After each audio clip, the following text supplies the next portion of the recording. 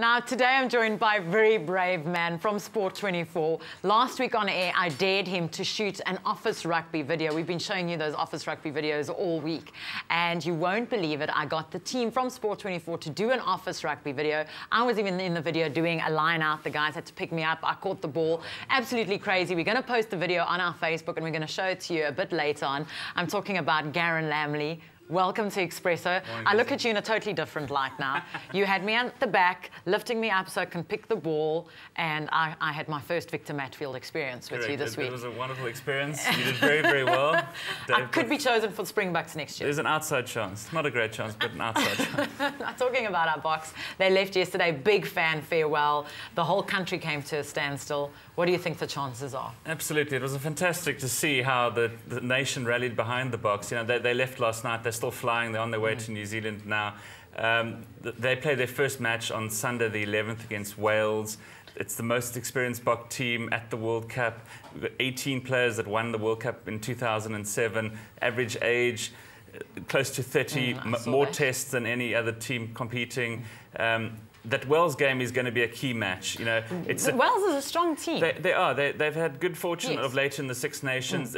On paper, it promises to be our toughest match at the World Cup. Other teams in our group, Fiji, Samoa, and our neighbours, Namibia, shouldn't pose too many problems. The top two from each pool go through. Obviously, if you top your pool, you get an easier quarterfinal, even though those one-off quarterfinals, anything can happen. So a lot of stock being placed in that first game.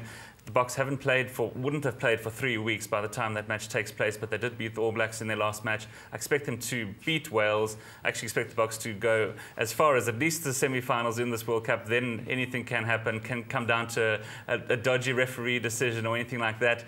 I had a look at the... Always blame the ref. Always blame the ref. You're such a TV watcher. Not true. Yeah. True, I can't argue there. But I had a look at the odds. The bookies have got South Africa down as third favourites, 9-1 sort of odds. Who's their first favourites? New Zealand. Why? You know, I would put Australia first. You know, personally, I think Australia, the Wallabies are the dark horses. They're available at sort of 3-1. They offer good value. New Zealand offer no value. Now, if they do win, everyone expected them to win, but they've got this history of choking in the big tournaments. They did win the only other time the World Cup was in '87 in New Zealand. So on paper, they should win.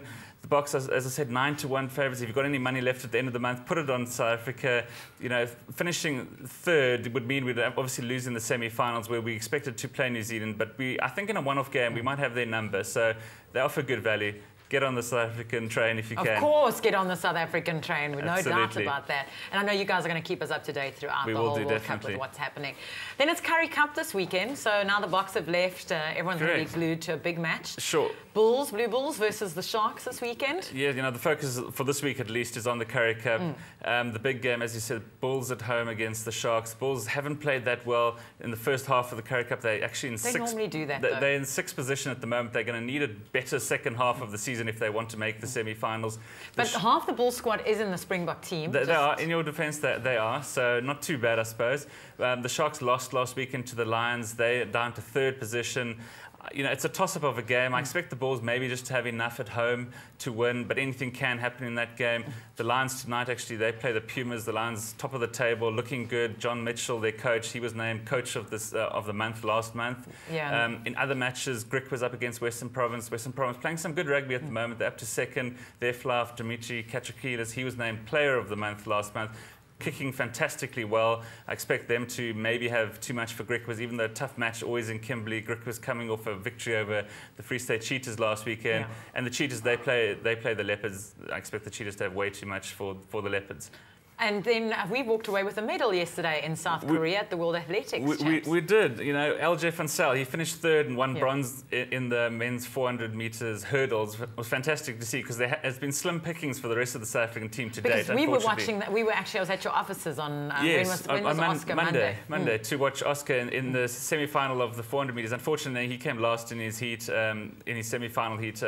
didn't really, probably not too happy with his performance, but he bounced back and he actually led the 4x400 meter relay team into the final. That final takes place later this afternoon, 2:15. You know, put that in the diary. It should be good to watch.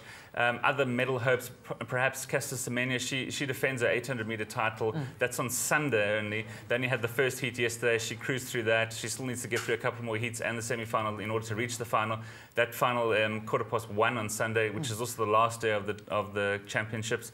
But not the best performances by the team as a whole, unfortunately. Not looking good heading into London, which is less than a year away now. This is obviously the biggest championships outside of the Olympics for all the athletes.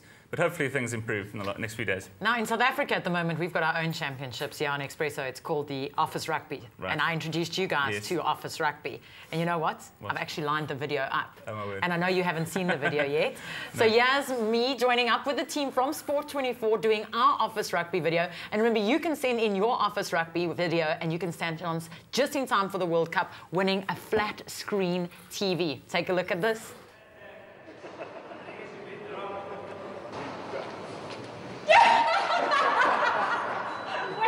You gotta throw straight.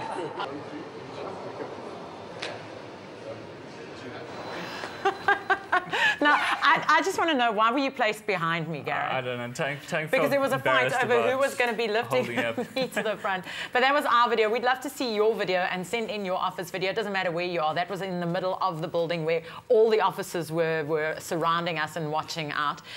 Send it through to win@expressoshow.com. You don't even need to have a professional camera to do it. You can just do it on your cell phone.